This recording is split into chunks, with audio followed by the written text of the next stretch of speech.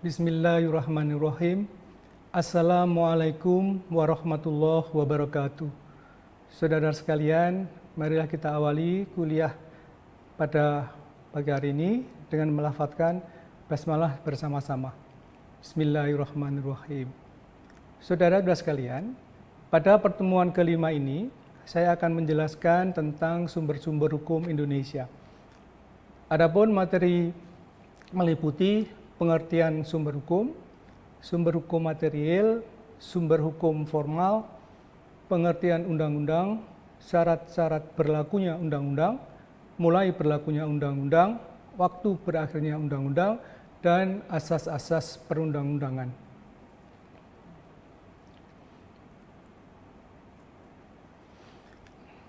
Saudara-saudara sekalian, sebelum menjelaskan lebih lanjut tentang sumber-sumber hukum tersebut di atas, terlebih dahulu akan dijelaskan mengenai pengertian tentang apa itu sumber hukum. Pengertian sumber hukum itu meliputi sumber hukum ialah asal mula hukum atau segala sesuatu yang dapat menimbulkan aturan-aturan hukum sehingga mempunyai kekuatan mengikat. Yang kedua, tempat ditemukannya hukum. Yang ketiga, tempat ditemukannya hukum untuk menyelesaikan persoalan-persoalan konkret. Yang kelima, tempat diciptakannya hukum. Selanjutnya adalah macam-macam sumber hukum. Sumber hukum material. Sumber hukum material adalah faktor-faktor yang menentukan kaidah hukum atau tempat dari mana berasalnya isi hukum atau faktor-faktor yang menentukan isi hukum yang berlaku.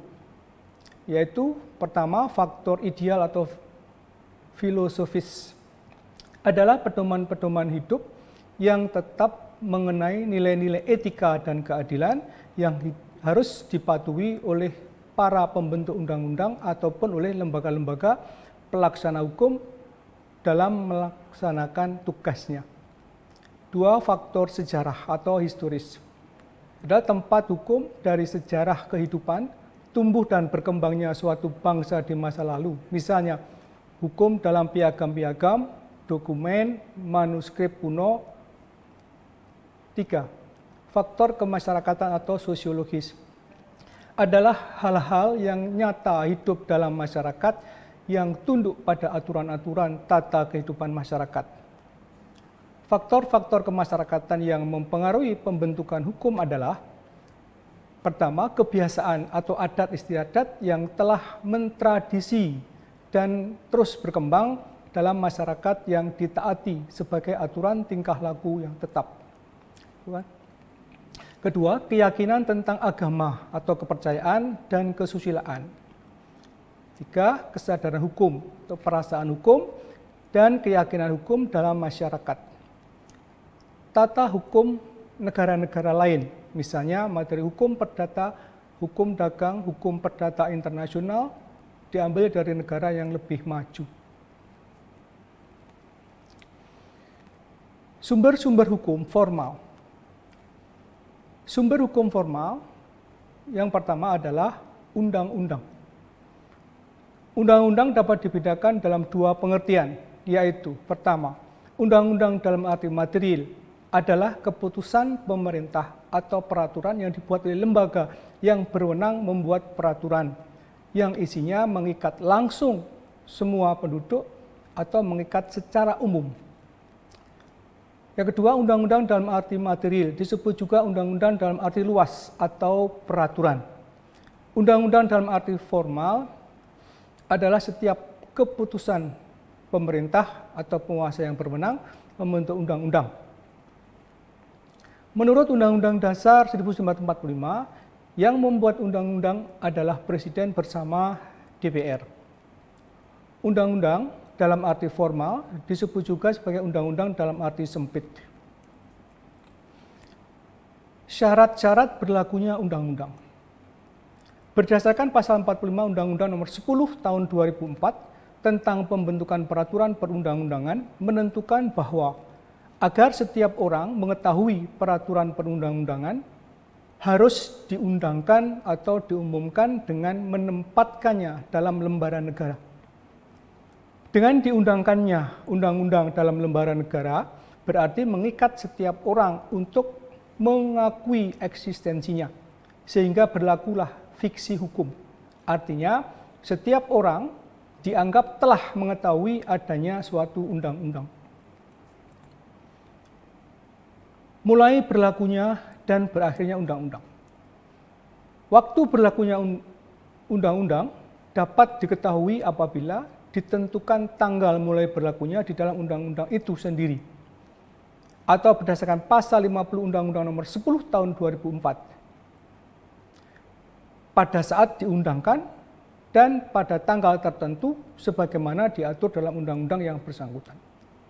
Kemudian waktu berakhirnya undang-undang dikarenakan pertama ditentukan sendiri dalam undang-undang itu.